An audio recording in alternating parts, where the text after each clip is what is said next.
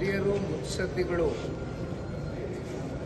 ರಾಜಕಾರಣದಲ್ಲಿ ದೀರ್ಘಕಾಲದ ಅನುಭವವನ್ನು ಹೊಂದಿರತಕ್ಕಂಥವರು, 6 ಬಾರಿ ಶಾಸಕರಾಗಿ ಸಚಿವ ಸ್ಥಾನವನ್ನು ಅಲಂಕರಿಸಿ ಬಹುಶಃ ರಾಜಕೀಯ ಕ್ಷೇತ್ರದಲ್ಲಷ್ಟೇ ಅಲ್ಲ, ಸಾಮಾಜಿಕವಾಗಿ ವಿಶೇಷವಾಗಿ ಶೈಕ್ಷಣಿಕವಾಗಿ ಅವರ ಸಂಸ್ಥೆಯಿಂದ ಸಾಕಷ್ಟು ಜನ ಮಕ್ಕಳುಗಳಿಗೆ ಒಂದು ವಿದ್ಯಾದಾನವನ್ನು ಮಾಡಿರ್ತಕ್ಕಂಥ ಪುಣ್ಯಾತ್ಮರು ಎಸ್ ನಮ್ಮ ಶಾಮನೂರು ಶಿವಶಂಕರನವರು ಇವತ್ತು ನಮ್ಮನ್ನೆಲ್ಲರನ್ನೂ ಅಗಲಿ ಹೋಗಿರ್ತಕ್ಕಂಥದ್ದು ನಿಜಕ್ಕೂ ಕೂಡ ಭಾಳ ಪ್ರತಿಯೊಬ್ಬರಿಗೂ ಕೂಡ ಮನಸ್ಸಿನ ಮೇಲೆ ದುಃಖ ಉಂಟಾಗಿದೆ. 95 ವರ್ಷ ಆಗಿದ್ರೂ ಕೂಡ ಬಹುಶಃ ಅವರಲ್ಲಿ ಏನಾದರೂ ಸಮಾಜಕ್ಕೆ ನಾನು ಒಂದು ಕೊಡುಗೆಯನ್ನು ಕೊಡಬೇಕು ಅಂತಕ್ಕಂಥ ಛಲದಿಂದ ನಿರಂತರವಾಗಿ ರಾಜಕಾರಣದಲ್ಲಿ ಸಮಾಜ ಸೇವೆಯ ಮೂಲಕ ಗುರುತಿಸ್ಕೊಂಡು ಸಾಕಷ್ಟು ಹೋರಾಟವನ್ನು ಏನು ಮಾಡ್ತಾಯಿದ್ರು. ಇವತ್ತು ನಮ್ಮೆಲ್ಲರಿಗೂ ಕೂಡ ವಿಚಾರ ತಿಳಿದು ಭಾಳ ನೋವಾಗಿದೆ ಅವರ ಅಭಿಮಾನಿಗಳಿಗೆ.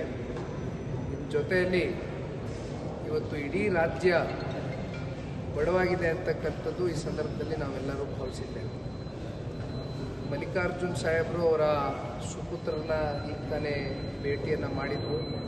ಅವರು ಕೂಡ ತಿರುಪತಿ ದೇವಸ್ಥಾನಕ್ಕೆ ಹೋಗಿದ್ರು ಅಂತಕ್ಕಂಥದ್ದು ಸುದ್ದಿಯನ್ನು ಕೇಳಿದ್ವು. ಆದರೆ ನಿಜಕ್ಕೂ ಕೂಡ ಇದು ಭಾಳ ಪ್ರತಿಯೊಬ್ಬರಿಗೂ ಮನಸ್ಸಿನ ಮೇಲೆ ಒಂದು ದುಃಖ ಉಂಟಾಗಿರ್ತಕ್ಕಂಥದ್ದು. ವಿಶೇಷವಾಗಿ ಸನ್ಮಾನ್ಯ ದೇವೇಗೌಡರು ಸಾಹೇಬರು, ಸನ್ಮಾನ್ಯ ಕುಮಾರಣ್ಣ ಅವರು, ನಮ್ಮ ಇಡೀ ಕುಟುಂಬ, ಅವರ ಕುಟುಂಬದ ಜೊತೆಗೆ ರಾಜಕೀಯ ಅಂತಕ್ಕಂಥದ್ದನ್ನ ಬದಿಗೆ ಇಟ್ಟು ಮಾತನಾಡ್ತಕ್ಕಂಥದ್ದಾದರೆ ಒಂದು ವಿಶೇಷವಾದಂಥ ಒಂದು ವಾತ್ಸಲ್ಯ, ಒಂದು ಸಂಬಂಧವನ್ನು ನಿರಂತರವಾಗಿ ಒಂದು ಸಂಪರ್ಕವನ್ನು ಇಟ್ಕೊಂಡಿದ್ರು.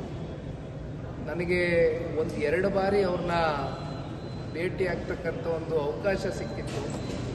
ಬಹುಶಃ ಬರೀ ಒಂಥರ ಲೈಟ್ ಹಾರ್ಟೆಡ್ ಆಗಿ ವಿಚಾರವನ್ನು ಮಾತನಾಡ್ತಕ್ಕಂಥದ್ದು, ವಯಸ್ಸು ನಾನು ಚಿಕ್ಕವ ನೀನು ದೊಡ್ಡವ ಅಂತಕ್ಕಂಥ ಭಾವನೆ ಯಾವತ್ತಿಗೂ ಕೂಡ ಅವ್ರ ಮನಸ್ಸಿನಲ್ಲಿ ಇರಲಿಲ್ಲ. ಯಾವಾಗಲೂ ಕೂಡ ನಮ್ಮಂಥ ಯುವಕರಿಗೆ ಒಂದು ಸ್ಫೂರ್ತಿದಾಯಕವಾಗಿ ಮಾರ್ಗದರ್ಶನ ನೀಡುವ ನಿಟ್ಟಿನಲ್ಲಿ ಶಾಮನೂರು ಶಿವಶಂಕರಪ್ಪ ಸಾಹೇಬರು ನಮ್ಮೆಲ್ಲರಿಗೂ ಕೂಡ ಮಾರ್ಗದರ್ಶನವನ್ನು ನೀಡ್ತಾನೆ ಬಂದಿದ್ದರು. ಒಟ್ಟಾರೆಯಾಗಿ ಇವತ್ತು ಅಂತಿಮವಾಗಿ ನಾವೆಲ್ಲರೂ ತಾಯಿ